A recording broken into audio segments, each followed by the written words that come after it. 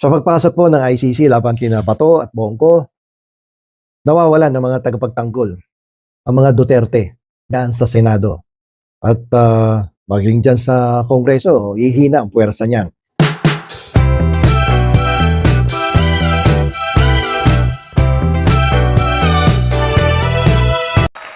Ngayon pong episode na to ay hihimayin natin ang isa sa pinakamahalagang kabanata sa kasaysayan ng ating politika.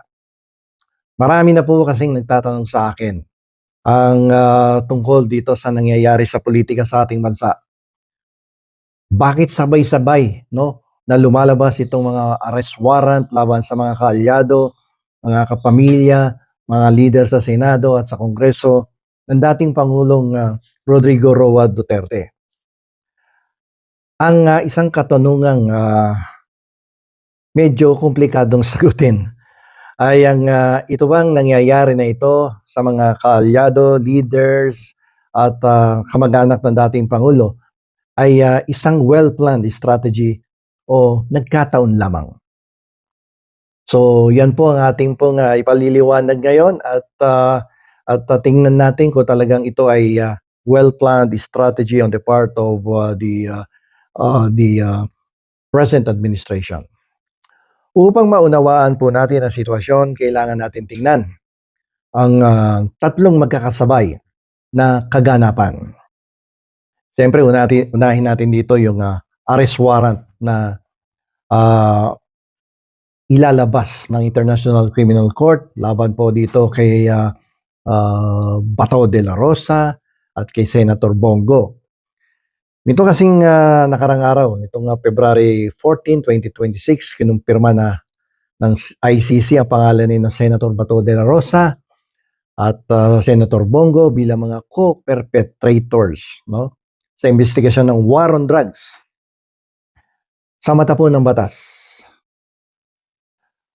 Ito po ang pagputol sa braso, o sa mata po ng marami. Ito po ay isang pagputol sa braso ng dating Pangulong Rodrigo Roa Duterte at sa kanyang mga kaalyado diyan sa Senado. Kasabay nito, inilabas ng Senate Blue Ribbon Committee sa ilalim po ni Senator Ping Lacson yung kanyang Blue Ribbon Committee report na nagre-rekomenda po ng pag-conduct ng preliminary investigation para sa mga kasong plunder at graft kay Jinggoy Estrada, kay Chis Escudero at kay Joel Villanueva. At ito po ay actually hindi naman to dati recommendation for preliminary investigation. Ito ay ang original recommendation nito ay to file the graft charges with the Office of the Sandigan Bayan. Ngayon, tingnan natin yung area ng pagbabalik ng impeachment complaint ni Vice President Sara Duterte. Matapos pong ito ay ibasura ng Korte Suprema, yung unang impeachment complaint noong 2025 dahil sa one-year bar rule na technical sila dyan. Muling naghain ng tatlong bagong reklamo ang iba't ibang grupo noong nitong February 2, February 6 at February 9, 2026. So may tatlo pong nakabimbin na reklamong impeachment dyan sa Kongreso ngayon laban sa Vice Presidente. Ngayon, gawan po natin ang political analysis ng sitwasyon na to, itong nangyayari sa politika sa ating bansa. Bilang mga observers sa politika dito sa ating bansa, alam natin na sa high-stakes politics ang salitang nagkataon ay bihirang totoo. Ito po ang ibibigay natin sa inyong pagsusuri ayon sa ating kaalaman, ayon po sa ating naging karanasan sa politika, sa pagtatrabaho sa mga politiko itong nakaraang mga taon. Maraming eksperto ang naniniwala na ito ay isang master plan upang alisin ang lahat ng legal at political hindrance sa impeachment ni Vice President Sara Duterte. Bakit? Yan ang katanungan na susunod. Bakit? Gawan natin ng Senate math, Para makonvict ang isang Vice Presidente, kailangan ng 16 na boto o yung 2/3 votes sa Senado. Pag kulang ka ng 16 na boto, hindi mo kayang ipa-impeach ng Vice Presidente o kahit sino mang impeachable official. Kung yung mga senador na katulad ni Escudero, Estrada at Villanueva ay may nakabiting kaso ng graft, hihina po yung kanilang loob na salungatin, no, itong impeachment complaint, no, laban kay Vice President Sara Duterte, o mahihirapan silang kontrahin ang kasalukuyang administrasyon. Sila po ay nagiging hostage actually ng kanilang sariling mga kaso. Sino ba naman ang lalaban sa administrasyon at sino naman ang kukontra dito sa impeachment complaint ni Vice President Sara Duterte kung ikaw ay tinambakan ng katakot-takot na kaso sa ombudsman at pati na din yung mga senador na may kaso sa International Criminal Court. Sa pagpasok po ng ICC laban kina Bato at Bongo, nawawalan ng mga tagapagtanggol ang mga Duterte diyan sa Senado. At maging dyan sa Kongreso, hihina ang puwersa niyan. Kapag napagtuloy ang pag-usad ng kaso sa ICC, kapag natuloy ang mga kaso na isampa sa Sandigan Bayan laban sa mga senador na aking nabanggit kanina.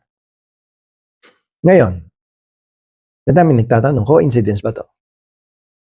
Ang panig naman ng administrasyon ay nagsasabing ito ay bunga lamang ng trabaho ng mga institusyon. Alam niyo po, sabi ng iba, ang ICC ay may sariling timeline na labas sa kontrol ng Malacanang. Ang flood control naman na scandal ay bunga ng investigasyon ng COA, ng Commission on Audit at ang Blue Ribbon Committee na matagal na po yan tumatakbo. Okay? So, ano naman ang epekto nito doon sa impeachment complaint, no, laban kay Vice Presidente Sara Duterte?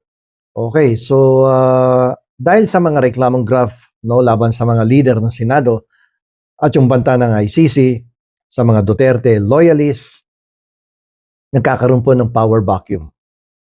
Kapag humina ang Senado bilang isang independent institution, mas madaling maipasa ang anumang naisin ng Kamara. Yan po ang mangyayari dyan. At kapag, yun nga, sabi ko kanina, kapag talagang matuloy yung paglalabas ng arrest warrant laban kina Bato at Bongo at ang pag-aresto dito kina dating Justice Secretary na si Vitaliano Aguirre, ay hihina ang puwersa ng mga Duterte loyalists, mga leaders nila sa Senado, sa Kongreso, at pati yang sina Vice President Sara Duterte ay for sure mababawasan ng mga loyalista niya. Siyempre matatakot yan diba? At siyempre kung ikaw ba naman ay isang vice presidente at naharap sa kaso o reklamong impeachment, nalaman ng mga kaalyado mo, kamag-anak at mga leaders, hihina ang puwersa mo dahil may nakaambang pagpapatalsik sa iyo sa kasalukuyan mong pwesto. Okay. Ang tanong kung ito ba ay plano talaga o pagkakataon lamang, no? Plano ba to o pagkakataon? Maaring hindi natin masagot ngayon to nang may buong katiyakan. Sa ngayon, no? Ngunit isa ang malinaw. Ang hustisya hindi dapat ginagamit na sandata para sa political na interes. Kung ang mga kaso laban sa mga senador ay totoo, nararapat lang po na sila po ay managot at maparusahan, no, sa ilalim ng ating batas. Ngunit kung ang mga kasong ito ay nilabas upang paamuhin ng Senado para sa layuning mapatalsik ang kasalukuyang Vice Presidente o yung isang kalaban sa politika, ang ating pong demokrasya ay nasa panganib. Ang tunay na lakas ng isang bansa ay wala sa kung gaano kabilis nating mapatahimik ang ating mga kritiko, kundi sa kung gaano natin nire-respeto ang check and balance.